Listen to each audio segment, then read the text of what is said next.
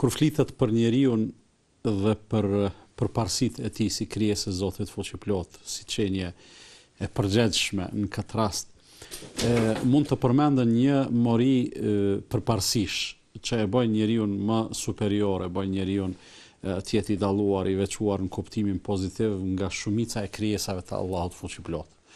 Është mendja, arsyeja, ndërgjegjja, vetdia e kështu me radhë, të gjitha këto sigurisht që njeriu e bojnë më të favorizuar. Në anën tjetër, ekziston një lidhje prap e veçantë e njeriu me krijuesin e tij, me Allahun fuqiplot, që kjo lidhje manifestohet nëpërmjet disa detyrave dhe obligimeve të cilat Allahu i madhruar i ka parapar, i ka përshkruar, i ka obliguar njeriu, edhe ai duhet të ndihet i përgjegjshëm në raport me këto obligime. Allahu i madhruar lidhur me këtë realitet rreth qenies njeriu thot: "E yahsabul insanu an yutraka suda." A mos llogarit njeriu që do të lihet i shpërfillur?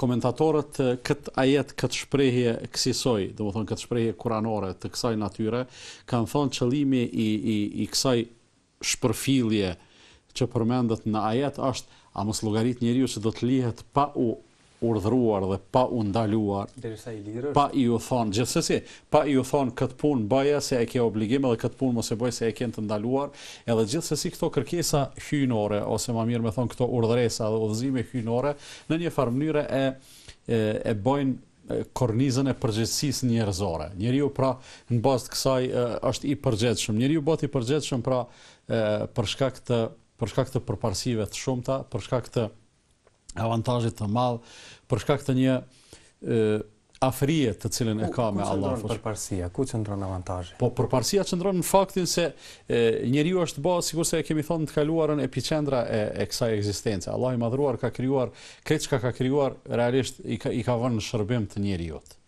Si të mos jetë përparësi kur për shembull toka, hana, dielli, rret, fryma, lumejt, liçenet, bota bimore, bota shtazore, këtë këto të jenë në shërbimin tënd.